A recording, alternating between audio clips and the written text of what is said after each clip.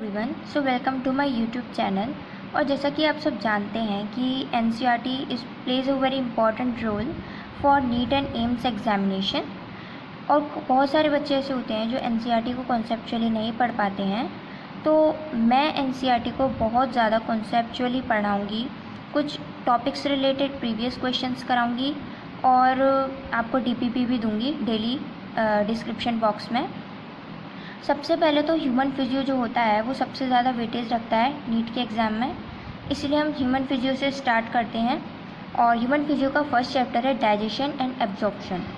तो हमारे एनसीईआरटी की सबसे पहली लाइन तो ये है कि digestion is a mechanical and biochemical process.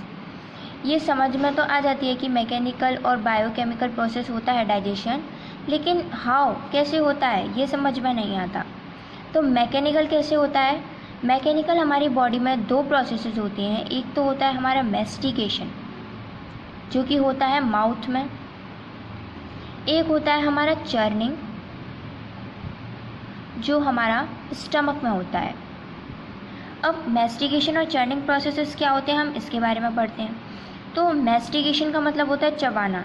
Teeth हमारा एक तरीके से मशीन की तरह काम करता है जो हमारे फूड को वेरी स्मॉल पार्टिकल्स में तोड़ देता है, और जो कहाँ पर होता है? माउथ में होता है। चर्निंग प्रोसेस में हमारे जितने भी डाइजेस्टिव ग्लैंड से जूसेस रिलीज़ होते हैं वो सब फूड से अच्छे से मिल जाएं, वो काम हमारा चर्निंग प्रोसेस में होता है। वो कौन करता है? स्टमक करता है। अब बात आती है बायोकेमिकल प्रोसेस की। तो बायोकेमिकल प्रोसेस क्या होता है? बायोकेमिकल प्रोसेसेस में enzymes play a very important role. तो एंजाइम्स क्या काम करते हैं? एंजाइम्स फूड पार्टिकल्स को बहुत ज़्यादा छोटे टुकड़ों में तोड़ देते हैं और हेल्प करते हैं उनको बहुत बहुत बहुत माइन्यूट पार्टिकल्स में तोड़ने की। अब आपके मन में क्वेश्चन आएगा कि मैस्टिकेशन में भी वही काम होता है तो फिर एंजाइम्स क्यों नेसेसरी हैं? मैस्टिकेशन में फूड पार्टिकल्स टूटते हैं but teeths are not perfect, every machine is not perfect. तो जो हमारे मैस्टिकेशन में छोटे छोटे टुकड़ों में टूट तो जाता है, लेकिन बहुत ज़्यादा छोटे टुकड़ों में एंजाइम्स तोड़ता है और जूसेस को मिक्स करने में भी ये बहुत ज़्यादा हेल्पफुल होता है। तो ये कॉम्प्लेक्स फूड को और ज़्यादा छोटे छोटे टुकड़ों में तोड़ने में हेल्प करता है एंजाइम्स। और एंजाइम्स हमेशा वाटर के साथ वर्क करता है। तो हम ये लिख सकते हैं कि जितने भी हमारे डाइजेस्टिव एंजाइम्स होते हैं वो सब हाइड्रोलेस होते हैं। Enzymes are hydrolase. हाइड्रोलेस का मतलब वो हमेशा वाटर की प्रेजेंस में ही वर्क करेंगे। अगर वाटर नहीं होगा तो वो वर्क नहीं करेंगे। नेक्स्ट अब हम बात कर लेते हैं डाइजेशन में कौन कौन सी चीज़ें आती हैं। डाइजेशन में सबसे पहले तो हमें एक मशीन चाहिए जो काम करे और कुछ ग्लैंड्स चाहिए जो अपना जूसेस रिलीज़ करें। तो एलिमेंट्री कैनाल हमारा फुल माउथ टू एनस, पूरा जितने भी ऑर्गन्स इसमें आते हैं वो सब आते हैं, जैसे माउथ आ गया। उसके बाद आगे जाएंगे तो बकल कैविटी के बाद ओइसोफेगस के बाद आ जाता है हमारा स्टमक के बाद स्मॉल इंटेस्टाइन, फिर लार्ज इंटेस्टाइन के भी कई पार्ट्स होते हैं, स्मॉल इंटेस्टाइन के भी कई पार्ट्स होते हैं, वो हम पढ़ेंगे। तो अप्रॉक्सीमेटली 6 to 9 मीटर तक का होता है और ये ही हमारा सबसे इम्पॉर्टेंट प्ले रोल करता है एलिमेंट्री कैनाल। ओके, अब डाइजेस्टिव ग्लैंड्स की बात करते हैं। तो डाइजेस्टिव ग्लैंड्स में हमारी आती हैं salivary glands, pancreas, liver, gallbladder and many other more glands which help and they release their secretions in the alimentary canal so that food can be digested properly. Okay, now we will talk about buccal cavity, but before that we can read the NCERT diagram perfectly. Okay, so let's start. So this is the NCERT diagram which is given. कई बच्चों को ये NCERT diagram labelling में बहुत problem देता है। तो ये एनसीईआरटी डायग्राम हमारा इस तरीके से एग्ज़ाम में आता है। अगर आता है तो इसके 2-4 पार्ट्स हमारे लेबलिंग के लिए आ जाते हैं ABCD नाम से। तो हम इस पूरे को समझेंगे, उसके बाद एनसीईआरटी से दोबारा से कॉन्सेप्चुअली रीड करेंगे। तो आप ये देख सकते हैं, ये जहाँ पर हमारा ये वाला टिक है ये हमारा माउथ को डिनोट करता है। माउथ से ही तो सबसे पहले स्टार्ट होती है हमारी सारी डाइजेस्टिव चीज़। तो ये तो हमारा माउथ आता है। ओके, अब नेक्स्ट हम बात कर लेते हैं इसके इनर साइड पर। जब हम माउथ के अंदर जाएंगे तो यहाँ पर ये हमारी बकल कैविटी होती है, तो हम इसको लेबलिंग कर लेते हैं बकल कैविटी।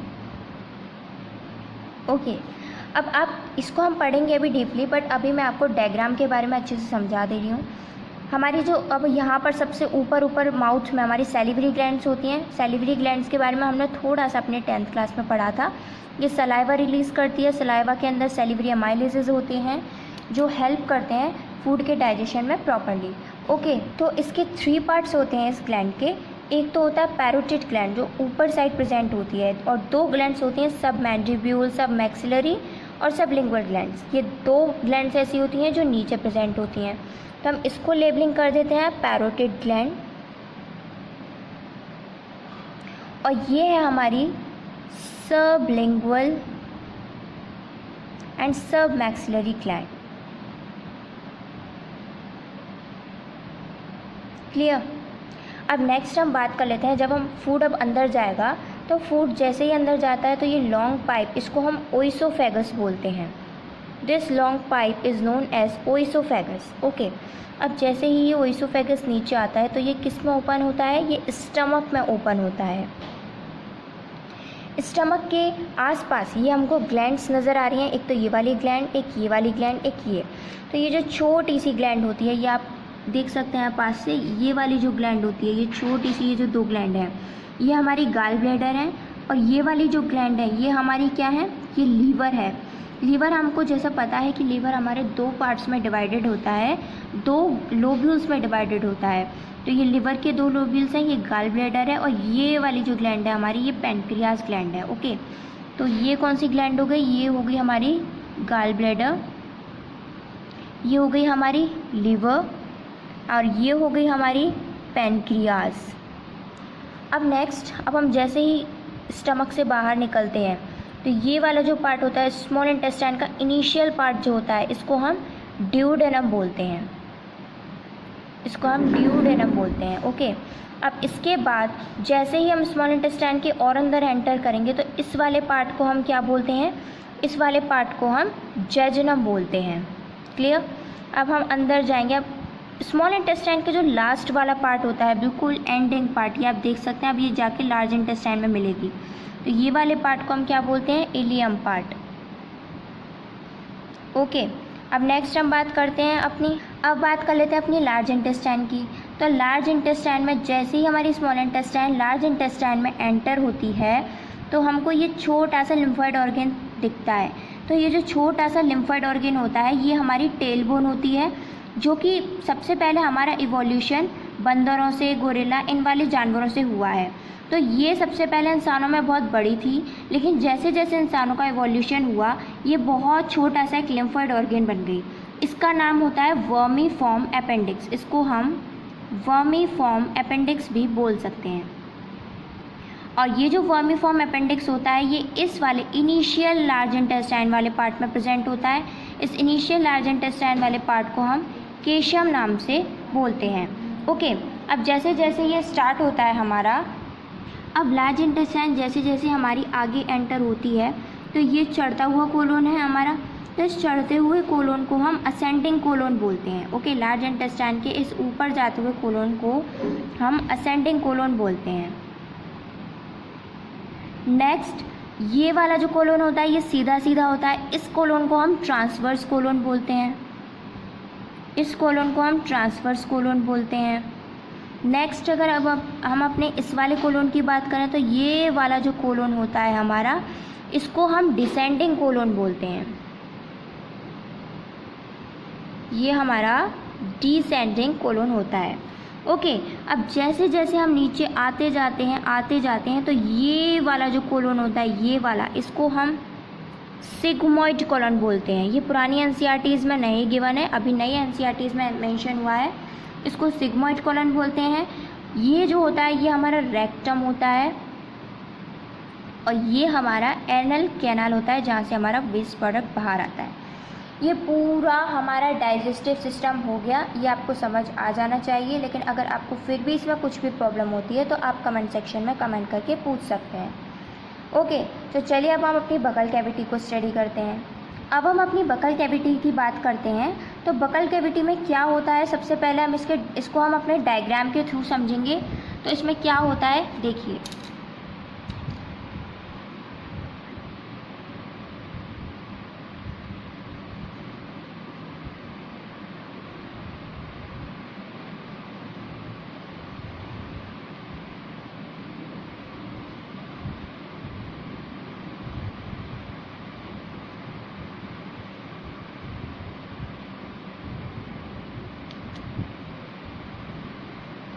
ये हमारा बकल कैविटी का पार्ट होता है।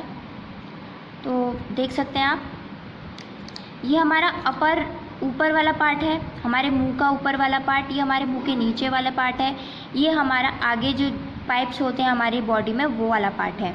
तो इसको हम बोल सकते हैं नीजल चैम्बर। नीजल चैम्बर का मतलब हमारे ऊपर नाक वाला पार्ट होता है, ये वो वाला पार्ट है। यहाँ पर ये टीथ्स होते हैं, ये हमारा एक्सटर्नल नॉस्ट्रिल होता है यहाँ पर, और यहाँ पर हमारा ये इंटरनल नॉस्ट्रिल है। ओके, यहाँ पर टीथ्स प्रेजेंट होते हैं, ये हमारी टंग प्रेजेंट होती है। अगर हम अपने मुंह के ऊपर वाले इस वाले पार्ट को छू के देखेंगे तो ये बहुत ज़्यादा हार्ड होता है। तो इस वाले पार्ट को हम किस नाम से बोलते हैं? Hard palate. ओके, इसको हम हार्ड पैलेट नाम से बोलते हैं।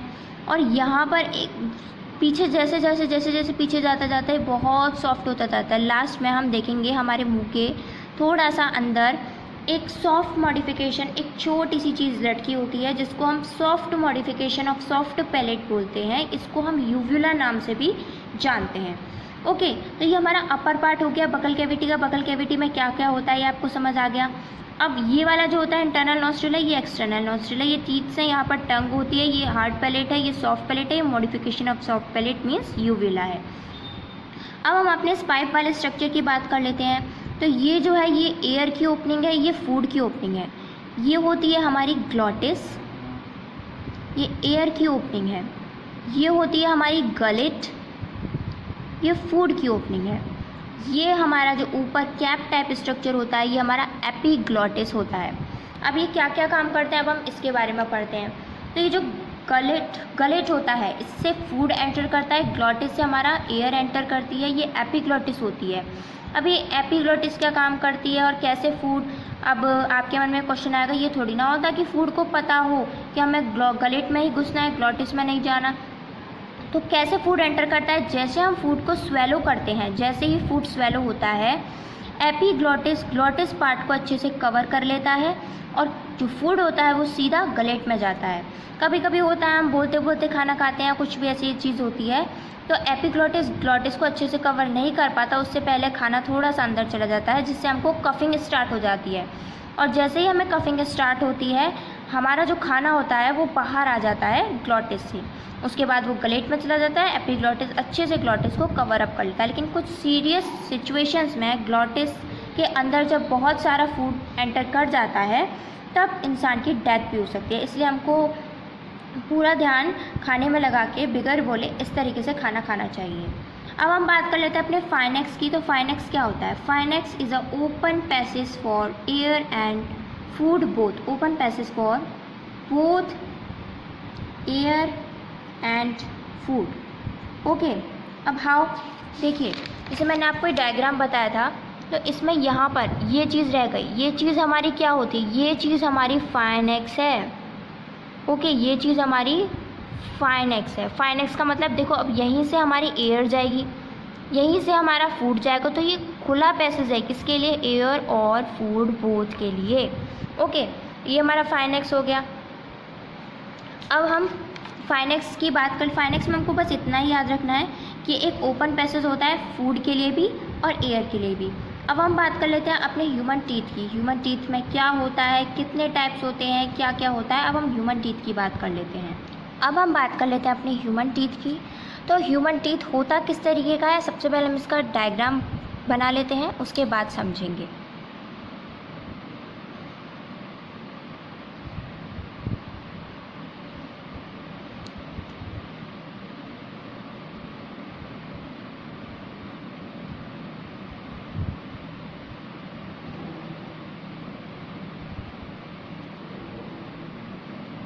हमारा ह्यूमन टीथ को जैसे ही हम कट करते हैं तो वो अंदर से कुछ इस तरीके का दिखता है।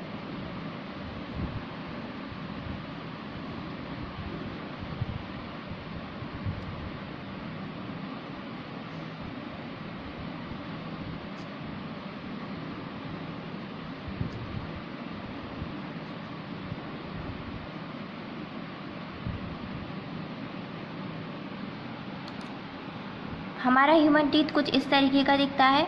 अब हम पता कर लेते हैं कि कौन सा पार्ट क्या होता है। तो ह्यूमन टीथ में जो अबव पार्ट होता है, वो जो हमारा पूरा ह्यूमन टीथ होता है वो 3 टाइप्स में डिवाइडेड है। अबव पार्ट को हम क्राउन पार्ट बोलते हैं, मिडल पार्ट को नेक पार्ट बोलते हैं और लोअर पार्ट को रूट पार्ट बोलते हैं। ओके, अब अगर हम उसकी बात करें तो सबसे आउटर मोस्ट लेयर को हम इनेमल बोलते हैं, उसके अंदर वाली लेयर को हम डेंटाइन बोलते हैं, उसके अंदर वाली जो हमारी डार्क लेयर है उसको हम पल्प कैविटी बोलते हैं। और इनेमल और डेंटाइन के बीच में एक सब्सटेंस पर प्रेजेंट होता है सीमेंटम, जो इनेमल और डेंटाइन को जोड़े रखने का काम करता है। ये हमारा पेरिडेंटल लिगामेंट, एक तरीके का लिगामेंट प्रेजेंट होता है जो हेल्प करता है टीथ को जॉ में जुड़े रहने के लिए।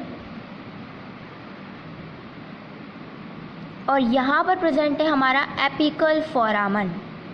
एपिकल फोरामन, इसमें भी बहुत सारी नर्व्स वगैरह होती हैं। अब हम एक एक करके इनेमल, डेंटाइन, पल्प कैविटी, इन सब की बात कर लेते हैं। सबसे पहले हम बात करते हैं इनेमल की। तो इनेमल का ओरिजिन क्या होता है? तो इनेमल का ओरिजिन होता है एक्टोडर्मल। एक्टोडर्मल जो होती है वो हमारी बिल्कुल आउटर मोस्ट ओरिजिन के लिए बोला जाता है। जो आउटर मोस्ट लेयर्स होती हैं हमारी बॉडी की भी आउटर मोस्ट को हम एक्टोडर्मल बोलते हैं, मिडल को मीजोडर्मल बोलते हैं और इनर को एंडोडर्मल बोलते हैं। ये किन सेल्स से बनी हुई होती है? ये किस सेल्स से बनती है? तो एम्ब्लियोब्लास्ट सेल्स से ये फॉर्म होती है इनेमल। इनेमल को हम हार्डेस्ट सब्सटेंस ऑफ टीथ माना जाता है। टीथ ही क्या, हम जितना भी अगर हम देखा जाए, अगर हम अपने पूरे एनिमल किंगडम में बात करें तो ये पूरे एनिमल किंगडम में हार्डेस्ट सब्सटेंस होता है इनेमल। अब इसके फंक्शन की बात करें तो सिंपली प्रोटेक्ट करता है टीथ को। प्रोटेक्शन ऑफ टीथ का वर्क होता है इनेमल का। अब अगर हम बात करें डेंटाइन की, और ये बात और बता दूं कि इनेमल की जो सेल्स होती हैं ये हमारी नॉन लिविंग होती हैं। मतलब इनेमल केवल बर्थ के टाइम पे केवल और केवल एक बार फॉर्म होता है, क्योंकि इसकी जो सेल्स होती हैं वो नॉन लिविंग सेल्स होती हैं। अब अगर हम अपने डेंटाइन की बात करें तो डेंटाइन का ओरिजिन क्या होता है? मीजोडर्मल, मैंने आपको बताया था, ये मिडल पार्ट है हमारा। सेल्स कौन सी होती हैं जो इसको फॉर्म करती हैं? Odontoblast sales. ओके, और इसको हम बोनी पार्ट ऑफ टीथ भी बोलते हैं। It is also known as bony part of teeth, dentine. Okay, so जो डेंटाइन होता है उसकी जो सेल्स होती हैं वो लिविंग होती हैं। लिविंग का मतलब हो गया कि इसकी जो सेल्स होती हैं वो दोबारा फॉर्म करती हैं डेंटाइन को, मतलब पूरी लाइफ टाइम डेंटाइन हमारा फॉर्म होता ही है। ओके, अब टीथ की एक डिसीज़ होती है जिसके बारे में कई बार क्वेश्चन पूछा गया है, फ्लोरोसिस। फ्लोरोसिस किसकी वजह से होता है? ड्यू टू एब्सेंस और extra presence of fluoride ions. Yellow patches occur on the teeth, या तो एब्सेंस की वजह से या एक्स्ट्रा प्रेजेंस की वजह से फ्लोराइड आयन की हमारी टीथ पर कुछ येलो पैचेस अकर हो जाते हैं, जिस डिसीज़ को हम क्या बोलते हैं? फ्लोरोसिस। ओके, तो ये हो गया हमारा फ्लोरोसिस की बात। अब हमने ये भी बात कर ली कि हमारा इनेमल परमानेंट होता है और डेंटाइन हमारा परमानेंट नहीं होता, वो पूरी लाइफ टाइम बनता ही रहता है।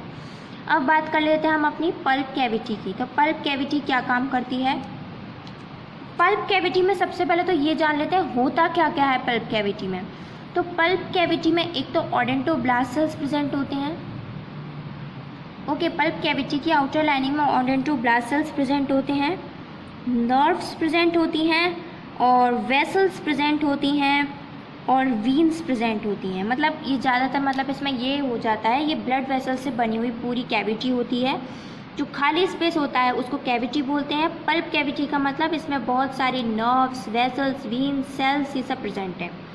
और ओडेंटोब्लास्ट सेल्स कैसे प्रेजेंट होते हैं अब हम ये जानते हैं। देखो, ये हमारी पल्प कैविटी है, इसके बिल्कुल लाइनिंग पे हमारे ओडेंटोब्लास्ट सेल्स प्रेजेंट होते हैं। वो क्या करते हैं? फॉर्मेशन करते रहते हैं डेंटाइन का, रेगुलरली फॉर्मेशन करते रहते हैं डेंटाइन का। ओके, बिल्कुल आउटर साइड पे प्रेजेंट होते हैं डेंटाइन के ओडेंटोब्लास्ट सेल्स, जो कि फॉर्म करते हैं डेंटाइन को एट एवरी टाइम। ओके, तो ये हमारी पल्प कैविटी की बात हो गई। अब हमने ये बात कर लिया कि टीथ का स्ट्रक्चर कैसा होता है, क्या होता है टीथ में। अब हम बात कर लेते हैं कितने टाइप्स के टीथ्स होते हैं हमारी बॉडी में और वो क्या क्या वर्क करते हैं, कितनी रूट्स होती हैं, इन सब के बारे में बात कर लेते हैं। अब हम बात कर लेते हैं टाइप्स ऑफ टीथ की कि कितने टाइप्स के टीथ होते हैं हमारे। तो पहला टाइप होता है थीकोडोंट। 4 टाइप्स के टीथ होते हैं। थीकोडोंट का मतलब teeth which is fixed in, teeth which is fixed in jaw. Mammals में जो टीथ्स होते हैं वो फिक्स होते हैं जॉ में, उन टीथ्स को हम थीकोडोंट टीथ्स बोलते हैं। ओके, ये वाले जो टीथ्स होते हैं ये किस में और प्रेजेंट होते हैं, ऑल्सो प्रेजेंट इन क्रोकोडाइल। ये टीथ्स हमारे क्रोकोडाइल में भी प्रेजेंट होते हैं। But birds do not have teeths, birds के पास टीथ्स नहीं होते, do not have teeth, as beak is enough, क्योंकि उनके पास बीक होती है। ओके, अब नेक्स्ट हम अपने सेकंड नंबर के टीथ की बात करते हैं। वो कौन सा टीथ है, ब्यूमोडोंट टीथ, ब्यूमोडोंट टीथ। ओके, तो ब्यूमोडोंट टीथ क्या काम करता है, ब्यूमोडोंट टीथ होता क्या है, तो teeth which have small cusp, teeth which have small cusp. Okay, इसको बोलते हैं हम ब्यूमोडोंट टीथ्स। ठीक है, तो कस्प क्या होता है, अब आपके माइंड में एक एक्स्ट्रा कार्टिलेजिनस और एक एक्स्ट्रा सेल्यूलर स्ट्रक्चर प्रेजेंट होता है टीथ के ऊपर, जिसको हम कस्प बोलते हैं। ये टीथ होता है, ये उसकी कस्प है। ओके, तो ये एक टाइप का स्ट्रक्चर प्रेजेंट होता है टीथ में, जो कि हमारा एक्स्ट्रा सेल्यूलर होता है, जिसकी वजह से टीथ्स को हम ब्यूमोडोंट टीथ्स भी बोलते हैं। थर्ड नंबर के टीथ्स आते हैं हमारे डायफायोडोंट टीथ्स। ओके, तो ह्यूमन में दो टाइप्स के टीथ होते हैं, एक तो होता है मोनोफायोडोंट टीथ्स, एक होते हैं डायफायोडोंट टीथ्स। क्या होते हैं ये मोनोफायोडोंट डायफायोडोंट, मोनोफायोडोंट टीथ्स वो होते हैं, मोनोफायोडोंट टीथ्स वो होते हैं जो केवल और केवल लाइफ में एक टाइम आते हैं, केवल और केवल एक बार ही आते हैं, वन टाइम। और डायफायोडोंट टीथ्स दो बार आते हैं, मतलब एक बार दूध के दांत होते हैं बच्चे के, उसके बाद वो टूट जाते हैं, फिर उनकी जगह दोबारा से दांत आते हैं, तो वो डायफायोडोंट टीथ्स हो गए। जो केवल एडल्टहुड में आते हैं वो हमारे मोनोफायोडोंट टीथ्स हो गए। ये कितने होते हैं नंबर्स में, 12 होते हैं, ये 20 होते हैं नंबर में। अब किस तरीके से होते हैं वो बात करेंगे। डायफायोडोंट टीथ्स जो होते हैं वो हमारे दो टाइप में डिवाइडेड होते हैं, प्राइमरी और सेकेंडरी टीथ्स। प्राइमरी और सेकेंडरी टीथ्स कितने होते हैं, मतलब क्या क्या नाम से जाना जाता है और क्या होते हैं। तो प्राइमरी डेंटेशन, मिल्क टीथ भी बोलते हैं इनको, मिल्क टीथ भी बोलते हैं, डेसिडुअस टीथ्स भी बोलते हैं, डेसिडुअस टीथ्स भी बोलते हैं, और इनको रिप्लेसिंग और टेम्पररी टीथ्स भी बोलते हैं, रिप्लेसिंग और टेम्पररी टीथ्स भी बोलते हैं। ओके, ये हो गया हमारे प्राइमरी डेंटिशन के बारे में। अब सेकेंडरी डेंटिशन, सेकेंडरी डेंटिशन को एडल्ट टीथ या फिर परमानेंट टीथ्स बोलते हैं। ओके, इनको एडल्ट टीथ या फिर परमानेंट टीथ्स बोलते हैं सेकेंडरी टीथ्स को। तो ये हो गए हमारे डायफायोडोंट। डायफायोडोंट का मतलब होता है 2 सेट्स ऑफ टीथ जो दो बार आते हैं, एक तो प्राइमरी एक सेकेंडरी। प्राइमरी मिल्क टीथ जो कि दो बार आते हैं, सेकेंडरी एडल्ट टीथ जो कि केवल और केवल एक बार आते हैं। चौथे नंबर पे बात कर लेते हैं हम अपने हेट्रोडोंट टीथ्स के बारे में। हेट्रोडोंट टीथ्स जो होते हैं वो 4 टाइप्स के टीथ्स होते हैं। एक तो होते हैं हमारे इंसीजर, एक होता है हमारा कैनिन, एक होते हैं हमारे प्रीमोलर्स और एक होते हैं हमारे मोलर्स। ओके, ये 4 टाइप्स के टीथ्स होते हैं, हेट्रोडोंट में आते हैं जो। अब ये किस तरीके से कैसे प्रेजेंस होते हैं हम उसका स्ट्रक्चर बना लेते हैं। तो ये मान लीजिए हमारे जैसे अपर और लोअर जो हैं, ओके, कलर से डिनोट कर लेते हैं। Upper jaw and this is our lower jaw, this is half of upper and lower jaw. ये हमारे 2 इंसीजर हैं, ये कैनिन है, ये हमारे प्रीमोलर्स हैं और ये हमारे मोलर्स हैं जो प्रेजेंट होते हैं। ऐसे ही इधर कैनिन्स, प्रीमोलर्स एंड मोलर्स, ऐसे ही इधर होते हैं। 2 इंसीजर हो गए, ये कैनिन हो गए, ये 2 प्रीमोलर्स हो गए, ये हमारे 3 मोलर्स हो गए। ऐसे ही यहाँ पे ये 2 इंसीजर हो गए, ये कैनिन हो गया, ये 2 प्रीमोलर्स हो गए और ये हमारा मोलर्स हो गए 3। ओके, ये होते हैं हमारे टीथ्स। अभी किस तरीके से ये हमारे पूरे 32 टीथ्स हो गए हैं जो कि प्रेजेंट होते हैं एक ह्यूमन में। अभी किस तरीके से कैसे कैसे प्रेजेंट होते हैं वो हम उसके बारे में बात करते हैं। तो अगर हम अपर हाफ में बात करें तो ये इंसीजर होता है, ये कैनन होते हैं, ये प्रीमोलर्स होते हैं और ये 3 मोलर्स होते हैं। ऐसे यहाँ पर, ऐसे यहाँ पर, ऐसे यहाँ पर। अगर अब हम एक बच्ची में बात करें, इन्फेंट में बात करें, इन्फेंट और मिल्क टीथ के बारे में बात करें तो ये कैसे होते हैं, incisor, canine, premolars and molars की बात करें तो इंसीजर हमारे 2 होते हैं। ओके, तो इंसीजर हमारे 2 होते हैं और कैनन हमारा 1 है। प्रीमोलर्स हमारे इन्फेंट में, मतलब छोटे बच्चे में प्रीमोलर्स नहीं होते हैं। मोलर्स हमारे केवल 2 होते हैं। और जो थर्ड मोलर होता है, उसको हम और क्या बोल सकते हैं, उसको हम विजडम टीथ भी बोलते हैं अक्कलदाड़ हम इसी को बोलते हैं। थर्ड मोलर जो टीथ होता है, इसी को हम विजडम टीथ या फिर अक्कलदाड़ के नाम से जानते हैं। ओके, तो ये अब कितने हो गए, टोटल नंबर कितने हो गए। हमने बताया था कि एक बार जो आते हैं मिल्क टीथ होते हैं वो 20 होते हैं नंबर में। अब गिन लेते हैं कैसे 20 होते हैं। इंसीजर 2 होते हैं, कैनन 1 होता है। ये केवल लोअर हाफ की बात की जा रही है। ओके, तो हम इस तरीके से डेंटल फॉर्मूला से डिनोट करते हैं। हम एक चीज़ के बारे में और पढ़ते हैं इससे पहले, डेंटल फार्मूला। ओके, तो डेंटल फार्मूला को हम ICPM अपॉन ICPM। ओके, तो ये होता है upper and lower half formula. Upper and lower half formula होता है, जिससे कि हम ऊपर के जॉ के और नीचे के जॉ के हाफ पार्ट में टीथ्स को पता करते हैं और उससे फॉर्मूला पता करने की कोशिश करते हैं। तो मिल्क टीथ में जैसे ये 2 इंसीजर हैं, 1 कैनन है, तो इंसीजर कितने हो जाएंगे टोटल, 2 3 4 5 6 7 8 8 हो गए। टोटल 8 इंसीजर्स हो गए। कैनन कितने हो गए, 4 हो गए, 1 2 3 4। प्री मोलर्स इनमें होते ही नहीं है तो प्री मोलर्स तो 0 ही रहेंगे और मोलर्स इसमें 2 3 4 5 6 7 8 8 हो गए। तो टोटल टीथ्स हमारे 20 आ जाएंगे। ठीक है, अब अगर हम बात करें एक बड़े एडल्ट की बात करें तो एडल्ट में हमारे प्री मोलर्स भी होते हैं और मोलर्स भी हो जाते हैं। ओके, तो इसकी बात करें, इनमें 2 इंसीजर होते हैं, 1 कैनन होता है। प्री मोलर्स भी 2 आ जाते हैं और मोलर्स 3 आ जाते हैं। अक्कलदाड़ भी आ जाती है एडल्ट में। तो ठीक है, अब इंसीजर कितने होते हैं, इंसीजर 2 3 4 5 6 7 8 8 इंसीजर्स होते हैं हमारे टोटल नंबर। 4 कैनन्स होते हैं, ऐसे ही 8 प्री मोलर्स होते हैं और हमारे मोलर्स कितने हो जाते हैं, 3 4 5 6 7 8 9 10 11 12 हमारे मोलर्स हो जाते हैं। तो टोटल नंबर ऑफ टीथ्स कितने होते हैं कि एडल्ट में 32 टीथ्स होते हैं। ओके, ये हमने टीथ्स की बात कर ली। और सेकेंडरी टीथ हमारे 20 होते हैं जो कि 2 बार आते हैं और हमारे जो 12 टीथ्स होते हैं वो केवल और केवल 1 बार आते हैं। ओके, वो केवल और केवल 1 बार आते हैं।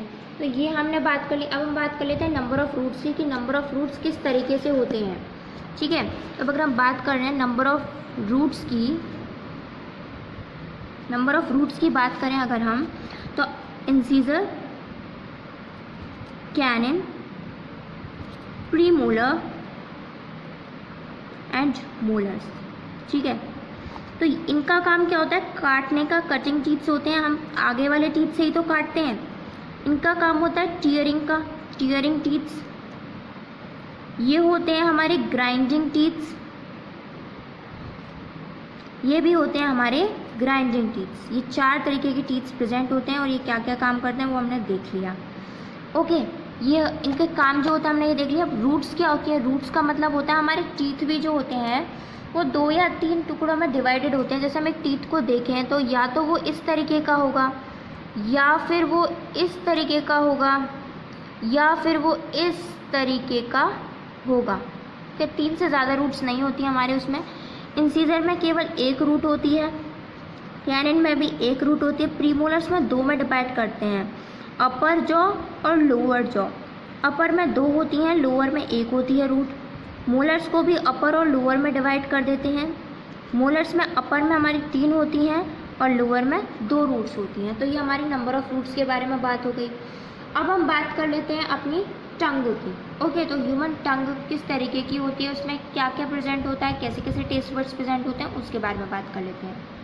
अब हम अपनी टंग के बारे में बात कर लेते हैं। हमारी जो टंग होती है उसमें कुछ फोल्ड्स प्रेजेंट होते हैं। अब अगर हम टंग को बहुत पास से देखेंगे या फिर अगर हम माइक्रोस्कोपिक स्ट्रक्चर से देखेंगे तो टंग में कुछ इस तरीके के पैपिलेस प्रेजेंट होते हैं, कुछ उठे हुए आभार प्रेजेंट होते हैं जिन पर टेस्ट बर्ड्स प्रेजेंट होते हैं। टेस्ट बर्ड्स की हमको खाना कैसा लग रहा है, सोर है या स्वीट है, हम कैसे पता करते हैं? टंग से पता करते हैं। ओके, तो टंग में कुछ पैपिलेस प्रेजेंट होते हैं।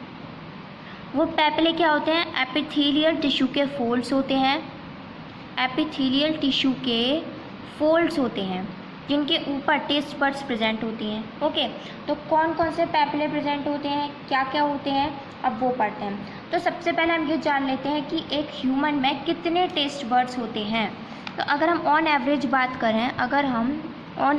बात करें तो एक ह्यूमन की टंग में एवरेजली 2000 से 8000 तक टेस्ट बड्स प्रेजेंट होते हैं। ओके, 2000 से 8000 तक हमारे टेस्ट बड्स प्रेजेंट होते हैं टंग में। और अब किस तरीके से होते हैं प्रेजेंट, क्या होते हैं, वो पढ़ेंगे। ठीक है, तो सबसे पहले हम डायग्राम बना लेते हैं टंग का। ये हमारा टंग का डायग्राम हो गया। ओके, अब यहाँ पे कुछ लार्ज पैपिलेस प्रेजेंट होते हैं, यहाँ पर कुछ वाइट पैपिलेस प्रेजेंट होते हैं, बना लेते हैं तो कुछ वाइट पैपिलेस यहाँ पर प्रेजेंट होते हैं, और यहाँ पर हमारे कुछ दूसरे पैपिलेस प्रेजेंट होते हैं। ओके, तो अब इन पैपिलेस को आप ध्यान से देखेंगे तो आपको पता चलेगा कि 3 टाइप्स के पैपिलेस प्रेजेंट होते हैं हमारी ह्यूमन टंग में। ओके, तो इन पैपिलेस को, जो बड़े वाले पैपिले हैं, इनको हम क्या नाम देते हैं? सर्कमवैलेट पैपिले। सर्कमवैलेट पैपिले ये बहुत बड़े पैपिलेस होते हैं, लार्जेस्ट पैपिले होते हैं, इन्वर्टेड वी शेप के होते हैं। ये मिनिमम होते हैं नंबर में, मिनिमम होते हैं, कितने होते हैं? 8 से 12 तक होते हैं, लेकिन इनमें एक में कितने टेस्ट बड्स प्रेजेंट होते हैं? एक में 100 से 300 टेस्ट बड्स प्रेजेंट होते हैं। ओके, अब अगर हम बात कर लें अपने नेक्स्ट की, तो ये जो बीच में आप देख सकते हैं, ये ब्लैक कलर की जो डॉट्स हैं, ये कौन से पैपिलेस हैं? तो ये हैं हमारे फिलीफॉर्म पैपिले। ओके, तो ये हैं हमारे फिलीफॉर्म पैपिले। ये बहुत ज़्यादा छोटे पैपिलेस होते हैं, स्मॉलेस्ट होते हैं, ये वाइट कलर के होते हैं, वाइट कलर्ड होते हैं। ओके, और इनमें हमारी टेस्ट बड्स एब्सेंट होती हैं, टेस्ट बड्स एब्सेंट होती हैं। ठीक है, अब बात कर लेते हैं हम अपनी टेस्ट बड्स एब्सेंट होते हैं और ये मैक्सिमम होते हैं नंबर में। अब अगर हम बात करें अपने तीसरे, ये आप देख सकते हैं, ये ब्लू कलर के जो डॉट्स हैं, अगर हम इन वाले पैपिलेस की बात करें तो ये कौन से पैपिले हैं? फंगीफॉर्म पैपिले। फंगीफॉर्म पैपिले। ओके, तो फंगीफॉर्म पैपिले क्या होते हैं, क्या काम करते हैं? तो ये रेड पिंक डॉट्स होते हैं, रेड पिंक डॉट्स होते हैं, जो कहाँ पर प्रेजेंट होते हैं? Present on lateral side of tongue पे प्रेजेंट होते हैं। हमारे पैपिलेस हो गए, जितने भी पैपिलेस हो सकते थे। तो ये जितने हमारे पैपिलेस, अभी 3 ही टाइप्स के पैपिलेस होते हैं, सर्कमवैलेट पैपिलेस, फिलीफॉर्म पैपिले, फंगीफॉर्म पैपिले, इन्हीं तीनों के बारे में आता है। अब इन पे भी टेस्ट बड्स प्रेजेंट होती हैं, इन पे भी टेस्ट बड्स प्रेजेंट होती हैं, लेकिन इस पे टेस्ट बड्स प्रेजेंट नहीं होती। तो अब आप पूछना चाहेंगे कि ये इन पे टेस्ट बड्स ही प्रेजेंट नहीं होती, तो ये आखिर काम क्या करती हैं? तो दीज हेल्प इन मैस्टिकेशन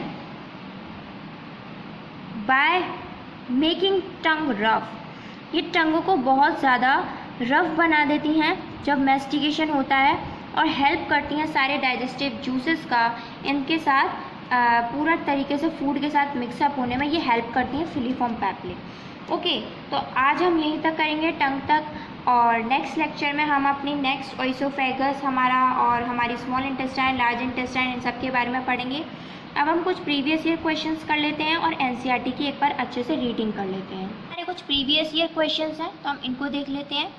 तो पहला क्वेश्चन है, ह्यूमन प्राइमरी डेंटिशन जो है वो परमानेंट डेंटिशन से अलग होता है किस बेसिस पर? हमने प्राइमरी डेंटिशन के बारे में पढ़ा है, मिल्क टीथ, और परमानेंट डेंटिशन अडल्ट टीथ्स होते हैं। तो प्राइमरी डेंटिशन हमारे जो होते हैं प्रीमोलर्स में डिफरेंट होते हैं, क्योंकि हमने पढ़ा है कि जो एक चाइल्ड होता है उनमें प्रीमोलर्स नहीं होते, प्रीमोलर्स उनमें नहीं होते। और अब आप बोलेंगे कि मोलर्स में भी तो डिफरेंट होता है, लेकिन मोलर्स जो होते हैं हमारे, उनमें जो थर्ड विजडम टीथ होता है वो 18 से 21 की एज में आता है, लेकिन 16 में बच्चा थोड़ी ना रहता, 16-17 तक बच्चा बड़ा हो जाता है, आप भी बड़े हैं। तो human primary dentition is different from permanent dentition in premolars आएगा इसका आंसर, क्योंकि प्रीमोलर्स होते ही नहीं हैं हमारे। अगर हम बात करें अपने प्रीमोलर्स की बात करें तो चाइल्ड में होते ही नहीं है प्रीमोलर्स, इसलिए प्रीमोलर्स में हमारे डिफरेंट होते हैं। नेक्स्ट हम बात करें what is the total number of teeth that are found in both dental formula of human. तो हमारे इसमें किसकी बात की जा रही है, डायफायोडोंट टीथ्स की बात करी जा रही है। तो डायफायोडोंट टीथ्स हमारे 20 होते हैं और मोनोफायोडोंट टीथ्स कितने होते हैं हमारे, 12 होते हैं। ओके, अब next choose correct option having 2 roots. तो upper incisor and lower canine. Upper incisor में हमारे कितने रूट्स होते हैं, इंसीजर में तो एक ही रूट होता है, चाहे अपर हो चाहे लोअर हो। लोअर कैनन में भी एक ही रूट होता है, तो ये तो होगा नहीं, ये होगा नहीं। नेक्स्ट लोअर प्रीमोलर्स, नीचे वाले प्रीमोलर्स में एक ही रूट होती है और अपर मोलर्स में 3 होते हैं, तो ये भी नहीं होगा। नेक्स्ट अपर प्रीमोलर्स, ऊपर वाले प्रीमोलर्स में 2 होते हैं लेकिन कैनन में एक ही होता है, तो ये भी नहीं होगा। अपर प्रीमोलर्स में 2 होते हैं और लोअर मोलर्स में भी 2 होते हैं, तो यही होगा आंसर। नेक्स्ट क्वेश्चन है number of teeth which are monophyodont in man are. Monophyodont teeths कौन से होते हैं, अभी मैंने बताया 12 teeths are monophyodont and 20 teeths are diphyodont. Okay, तो अब हम एनसीईआरटी की रीडिंग कर लेते हैं। अब आप एनसीईआरटी पढ़ेंगे तो आपको सारी चीज़ें समझ में आएंगी। Food is one of the basic requirements of all living organisms. Food जो होती है वो बहुत ही ज़्यादा नेसेसरीली रिक्वायरमेंट होती है सभी जीव जंतु की। The major components of our food are carbohydrate, proteins and fats. हम इसके बारे में आगे पढ़ेंगे अभी कि जो हमारे जो मॉलिक्यूल्स होते हैं वो 2 टाइप के होते हैं, एक तो मैक्रो मॉलिक्यूल्स, एक माइक्रो मॉलिक्यूल्स। माइक्रो में आते हैं हमारे प्रोटेक्टिव फूड जो कि विटामिन होते हैं और मिनरल्स होते हैं। मैक्रो में आते हैं हमें एनर्जी देने वाले फूड जो कि क्या होते हैं, कार्बोहाइड्रेट, प्रोटीन्स और फैट्स। तो the major components of our food are carbohydrate, proteins and fats. Vitamins and minerals are also required in small quantities. Food provides energy and organic materials for growth and repair of tissues. Food किस लिए ज़रूरी होता है, वो energy provide करता है और organic materials provide करता है for growth and repair of tissues. The water we take in plays an important role in metabolic process and also prevents dehydration of body. Dehydration का मतलब होता है सूखापन, हमारे शरीर के सूखेपन को दूर करता है और मेटाबॉलिक रिएक्शंस में भी हेल्प करता है। जैसे कि हमने पढ़ा था कि एंजाइम्स वाटर के साथ ही मिक्सअप होते हैं और उन्हीं के साथ मेटाबॉलिक रिएक्शंस में वर्क करते हैं। Bio macromolecules in food can not be utilised by our body in their original form. They have to be broken down and converted into simpler substances in the digestive system. हम जो बड़े बड़े complex molecules होते हैं उनको यूं ही food utilise नहीं करता, तो उनको सबसे पहले तोड़ना पड़ता है और उनको बहुत छोटे टुकड़ों में कन्वर्ट करना पड़ता है डाइजेस्टिव सिस्टम के द्वारा। This process of conversion of complex food substance to simple absorbable forms is called digestion and is carried out by our digestive system by mechanical and biochemical methods. Okay, तो अब हम बात करते हैं अपने digestive system की। तो the human digestive system consist of alimentary canal and associated glands. अब एलिमेंट्री कैनाल में क्या होता है, the alimentary canal begins with an anterior opening the mouth से स्टार्ट होती है and it opens out posteriorly through the anus और anus तक खत्म होती है। The mouth leads to the buccal cavity और oral cavity. The oral cavity has a number of teeth and a muscular टंग। हमने पढ़ा कि ओरल टीथ में कुछ नंबर ऑफ टीथ्स होते हैं और एक मस्कुलर टंग होती है। Each tooth is embedded in a socket of jaw bone. मैंने बताया था जॉ बोन से हमारा जो टीथ होता है वो पूरी तरीके से फिक्स होता है, इसलिए इस टाइप के अटैचमेंट को हम थिकोडोंट बोलते हैं। Majority of mammals including human being forms 2 sets of teeth during their life cycle. A set of temporary milk or deciduous teeth replaced by a set of permanent और adult teeth। सबसे पहले दूध के दांत आते हैं, उसके बाद हमारे permanent adult teeth आ जाते हैं। This type of dentition is called diaphyodont and adult human has 32 permanent teeth। एक adult human जो होता है उसके अंदर 32 permanent teeth होते हैं which are of 4 different types। वो 4 different types के होते हैं। heterodont dentition बोलते हैं जिसको हम। कौन कौन से होते हैं, इंसीजर्स होते हैं, कैनिन होते हैं, प्रीमोलर्स होते हैं और मोलर्स होते हैं। Arrangement of teeth in each half of upper and lower jaw in order I, C, P, M and M is represented by a dental formula. Dental formula हमने पढ़ा था which in human is 2, 1, 2, 3 means incisor 2 present होते हैं, canine 1 present होता है, premolar 2 present होते हैं और मोलर 3 प्रेजेंट होता है। एक एडल्ट में बात की जा रही है। The hard chewing surface of teeth made up of enamel helps in mastication of food. Animals बहुत ज़्यादा हार्ड च्यूइंग सरफेस होता है जो मैस्टिकेशन ऑफ फूड में हेल्प करता है। The tongue is a freely movable muscular organ attached to the floor of oral cavity by frenulum. हमारी जो टंग होती है वो नीचे वाली हमारी ओरल कैविटी से किससे जुड़ी हुई होती है? फ्रेन्यूलम से जुड़ी हुई होती है। The upper surface of tongue has small projections called papillae. जो ऊपर की सरफेस होती है टंग की उस पर कुछ छोटे छोटे प्रोजेक्शंस होते हैं एपिथेलियल टिश्यू के बने हुए जिनको हम पैपले बोलते हैं। Some of which bear taste buds, जिसमें से कुछ हमारे क्या बियर करते हैं? टेस्ट बर्ड्स बियर करते हैं। अब आगे हमारा फाइनेक्स और हमारा एपिग्लॉटिस और आगे ट्रेकिया के बारे में है, वो हम अपनी नेक्स्ट वीडियो में पढ़ेंगे। ये वाला डायग्राम हमने अभी किया था, ये पैरोटिड ग्लैंड होती हैं, ये सब मैक्सिलरी सबलिंगुअल ग्लैंड्स, ये ओरल कैविटी, ये माउथ होता है, ये ओपन पैसेज हमारा फाइनेक्स होता है, ये ओइसोफेगस है, ये स्टमक है, ये लीवर है जो 2 ग्लोब्यूल्स में डिवाइडेड है, ये गाल ब्लैडर है, ये पेनक्रियाज है, ये initial part of small intestine हमारी ड्यूडेनम है, फिर हमारे मिडल पार्ट जेजुनम है और हमारा लास्ट पार्ट इलियम है। उसके बाद यहाँ पर आते हैं तो ये वर्मीफॉर्म अपेंडिक्स है जो कि एक लिम्फोइड ऑर्गन होती है, ये केशियम है। उसके बाद ये असेंडिंग कॉलन है, ये ट्रांसवर्स कॉलन है और ये डिसेंडिंग कॉलन है, और यहाँ पर ये सिग्मोइड कॉलन होता है, ये रेक्टम होता है और ये एनस होता है। तो यहाँ तक आज हम अपनी क्लास एंड करते हैं और इस लेक्चर का DPP आपको डिस्क्रिप्शन बॉक्स में मिल जाएगा और आपको इसके नोट्स भी डिस्क्रिप्शन बॉक्स में मिल जाएंगे। Thank you and have a nice day.